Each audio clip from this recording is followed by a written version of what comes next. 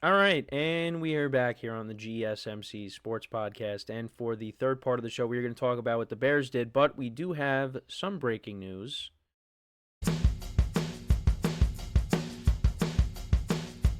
So, according to Ian Rappaport, Daniel Jones is expected to sign with the Indianapolis Colts on a 1 year deal.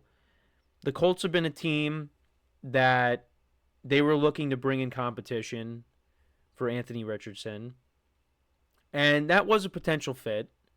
Because I don't know, Russell Wilson, Aaron Rodgers, Sam Darnold, those Justin Fields, those guys want to actually start, and I guess they weren't going to be an option. But Daniel Jones is the guy, so they bring him in, and he's going to be going to bring it. They're going to bring him in. He's going to be competition for Anthony Richardson. So we'll see how that plays out.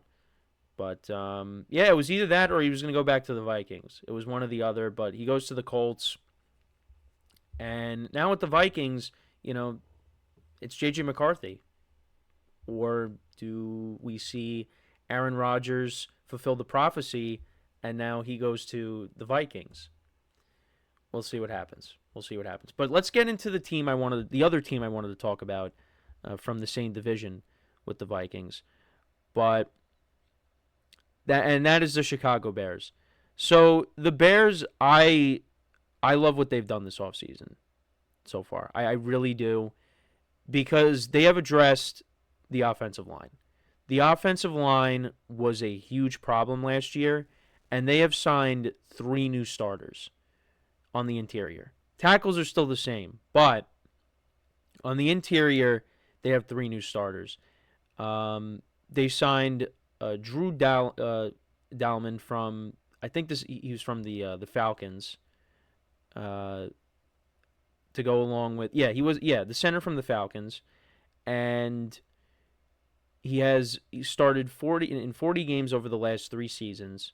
He has a 95.1% pass block win rate in 2024, which is ninth among centers with at least 500 snaps, to go along with 10 pressures allowed. And the risk with that is he was a little bit banged up last year, dealt with an ankle injury. But again, that's a position that they needed, so that could work out. And then on top of that, the Bears, they did also go out and they traded for Joe Thuney, who's been on the Chiefs' offensive line the last few years, and now he goes back to his natural position, so that's an upgrade. And then they also got Jonah Jackson from the Rams, and they gave up a 6th-round pick. So I love what they've done. And then on top of that, they went out and, speaking of the Falcons, Grady Jarrett, who got cut, they bring him in. Might have been a bit of an overpay because he is an older player, but 3 years, $43.5 million. I mean, I guess maybe the years is what I'm a little standoffish with. But they bring him in. They put him on the defensive line. And then they also signed Dayo Odenigbo from the Colts. I hope that's how I pronounce it. For 3 years, $48 million with $32 million guaranteed. And he's a young player. So what I've been reading is the Bears are hoping that they can unlock his true potential. And this is the guy that they bring in opposite of Montez Sweat. He's going to be 26. And, we'll see what happens with that. But like I said, I love what the Bears have done. I think that they are going to be one of the most improved teams going into next season. I really do believe that. Because I think with Ben Johnson now, you got an offensive-minded head coach. I think this offense can take the next step. We'll see what they do in the draft. I know that there were some experts saying maybe they go and they draft Aston Genty to be the running back. I mean, DeAndre Swift was okay for them last year, but if you bring in Genty and you have him and Swift, it's kind of like what Ben Johnson had over in Detroit with Montgomery and Jahmyr Gibbs, and he's familiar with Swift. So, yeah, I mean, I would be okay with that because they don't really. I mean, they could add to their defense. They've improved their offensive line. I mean, you go into the draft. I mean, you could draft best player available.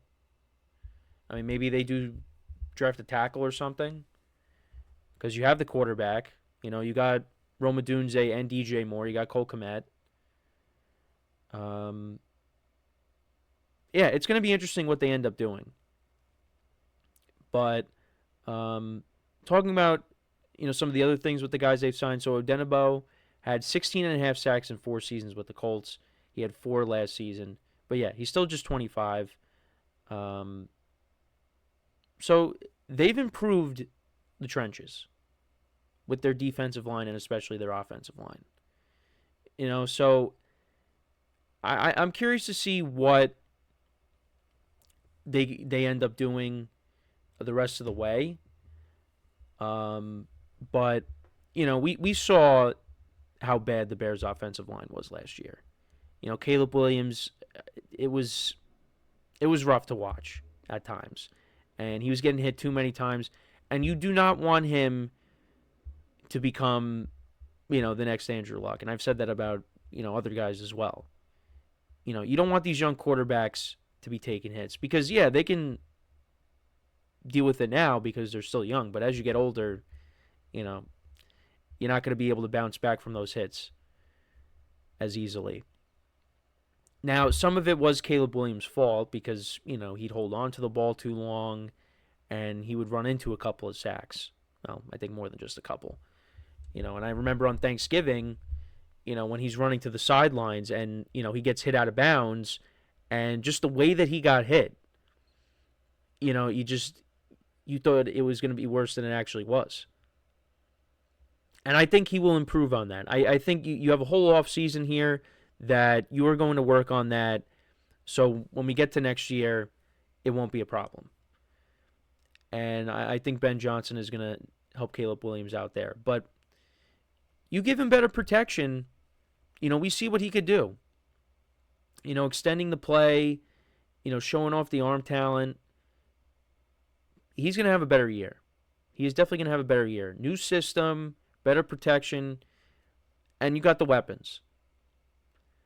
So now we just got to hope that the Bears, their defense, once they got rid of Matt Eberflus, the defense really just fell apart. Because the defense was not the problem last year. But once they actually let go of Matt Eberflus, then the defense fell apart, those few games against the Lions, the Niners, and the Vikings. So, now next year, let's see what happens. This is the best division in football, though, the NFC North. It's really going to be fascinating to see how this division is. Again, because if the Bears are competitive, it's going to be a fight. It's going to be a fight. But this was the biggest area that needed to be addressed for the Bears, and they've done more than enough. Now, the guys got to end up playing well. Like, the injuries could happen, and then everything I say goes out the window. But, Ryan Poles at least gone out and addressed this area. So, I did want to bring up Daniel Jones again. So, 1-year contract for $14 million. That's the specifics there. So, we will see. We will see how that plays out. But, there's a lot of teams. We'll go over what teams, the off seasons I like, the Bears I liked especially. The Patriots made a lot of moves on defense, which I think, for them, they got to make some moves on offense. They did bring in Matt Collins, but they do need to improve there, and maybe, through the draft, that's what they end up doing. But, the Patriots did make a lot of moves. They improved in, all their areas. And we did receive a follow from, I don't know how to, Mommy Yesmer? I don't know how to, thank you for the follow. We appreciate that. Yeah.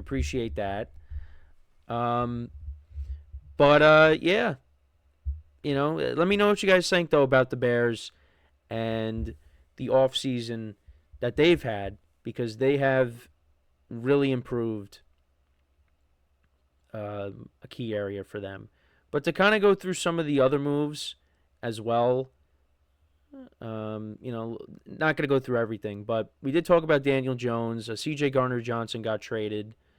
The Vikings, they signed Jonathan Allen. They re-signed Byron Murphy. They also signed Javon Hargrave as well, so they, added to their defensive line. The 49ers did release Kyle Juszczyk. Najee Harris ended up signing a one-year deal with the Chargers, so he's going to be the replacement for J.K. Dobbins. They also did release Gus Edwards, so you got Najee Harris there now. The Saints did re-sign Chase Young. The Broncos signed a couple of 49ers players. They signed Dre Greenlaw and Ufanga. The Cowboys, they ended up signing running back Javonte Williams. So we'll get into some of these at some point because there's just, again, a lot going on. Kenny Pickett ended up getting traded from the Eagles to the Browns. So, it's possible we could end up seeing him start some games for the Browns next year. Charvarius Ward signed with the Colts. The Colts made a couple of moves for their secondary. They signed him, and they also signed Cam Bynum from the Vikings. DJ Reed, well, actually, no, we'll get into that in the final segment where he ended up signing. Josh Sweat ended up signing with the Cardinals. That was a good signing for him. So I'm going to say this right now. I feel like the Eagles might end up with Trey Hendrickson because they were in on Myles Garrett, right?